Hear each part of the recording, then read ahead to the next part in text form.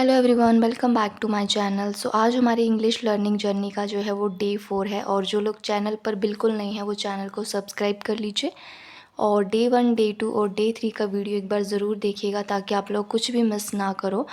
और अगर आप मेरे साथ 90 डेज़ तक बने रहते हैं तो डेफ़िनेटली जो आपकी इंग्लिश है वो बहुत इम्प्रूव हो जाएगी।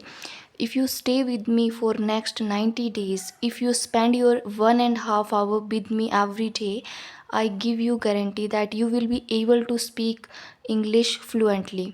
सो चलिए वीडियो स्टार्ट करते हैं। आज मैं आपको बताऊंगी कि आपको कहाँ से इंग्लिश बोलना शुरू करनी है। इंग्लिश सीखने के लिए एक तो 2 रूल्स होते हैं, हमेशा याद रखना है। एक कंसिस्टेंसी चाहिए और एक प्रैक्टिस चाहिए। लगातार कंसिस्टेंसी होने से ही हम इंग्लिश की प्रैक्टिस कर सकते हैं और प्रैक्टिस करने के बाद ही हम इंग्लिश में बात कर सकते हैं।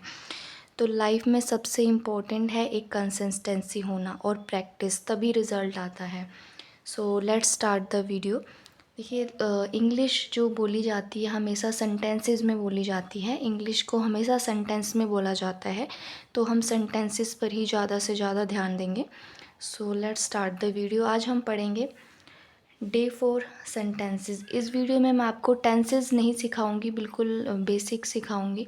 और अभी हम बिल्कुल ज़ीरो से शुरुआत कर रहे हैं, तो हमें थोड़ा थोड़ा करके ही पढ़ना है ताकि आपके दिमाग में ज़्यादा बोझ ना हो और आप कंफ्यूज ना हो। तो देखिए, इंग्लिश हमेशा जो है वो सेंटेंसेस में बोली जाती है। इंग्लिश में जो भी सेंटेंस बोला जाता है वो इन 3 सेंटेंसेस से बाहर नहीं होता है, ठीक है। प्रेजेंट, पास्ट या फ्यूचर, दुनिया का कोई भी सेंटेंस है, जो भी सेंटेंस है वो इन्हीं काल में से बना है। या तो प्रेजेंट का होगा या पास्ट का होगा या फिर फ्यूचर का होगा।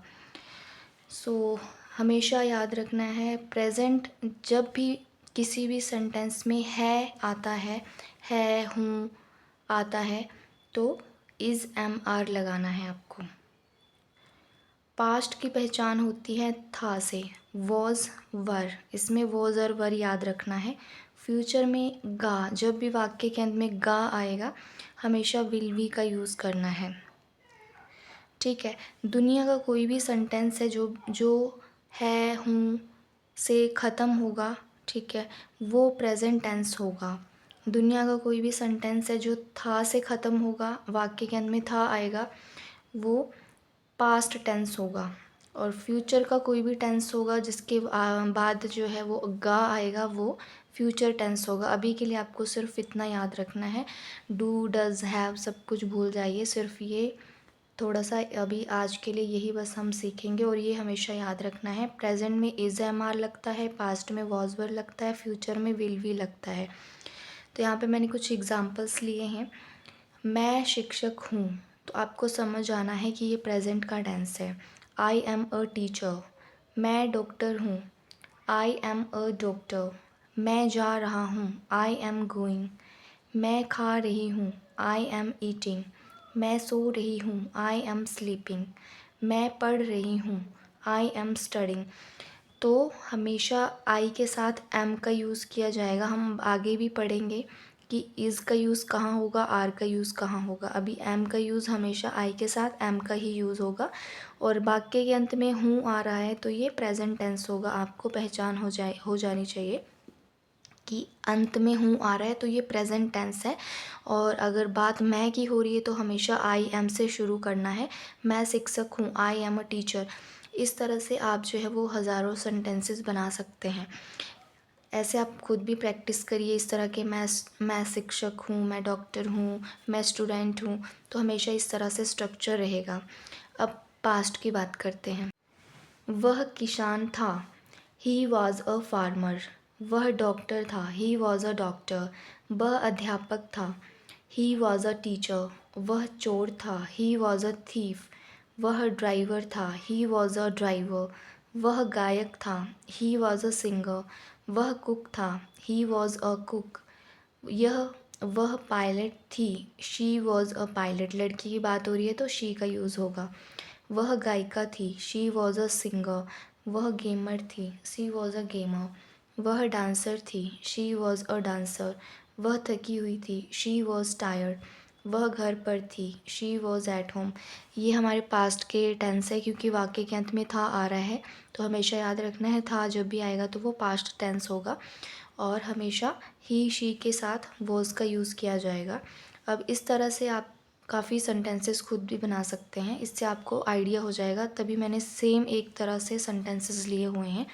अब आप खुद भी काफ़ी सेंटेंसेस बना सकते हो। वह चोर था, वह सिंगर था, he was farmer, he was a doctor. इस तरह से आप पास्ट के सेंटेंसेस बनाना सीख सकते हैं। तो अब फ्यूचर के सेंटेंसेस का एग्जांपल्स लेते हैं। अब फ्यूचर का एग्जांपल लेते हैं। वे चोर होंगे, they will be thieves. Thieves इसलिए हुआ क्योंकि एक चोर नहीं है, काफ़ी हैं, ज़्यादा की बात हो रही है तो थीव्स हो जाता है। पापा थके हुए होंगे, फादर विल बी टायर्ड। बे परेशानी में होगा, ही विल बी वरीड। वह खुश होगी, शी विल बी हैप्पी। वह थकी होगी, शी विल बी टायर्ड।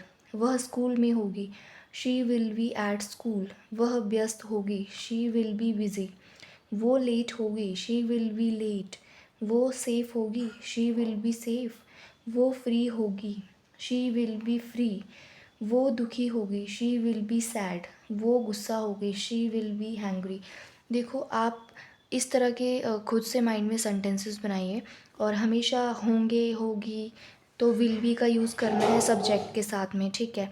तो इससे आपको थोड़ा मतलब ये क्लियर हो गया होगा। हमेशा याद रखना है प्रेजेंट में इज़ एम आर का यूज़ करना है और पास्ट में वॉज वर का यूज़ करना है और फ्यूचर में विल बी का यूज़ करना है, इस तरह से। तो आज का वीडियो बस इतना ही था और ये बिल्कुल बेसिक था सेंटेंसेस का, और आगे भी हम पढ़ेंगे। सो चैनल को सब्सक्राइब कर लीजिए ताकि आप सेंटेंसेस बनाना सीख पाओ, ठीक है। So thanks for watching my video guys.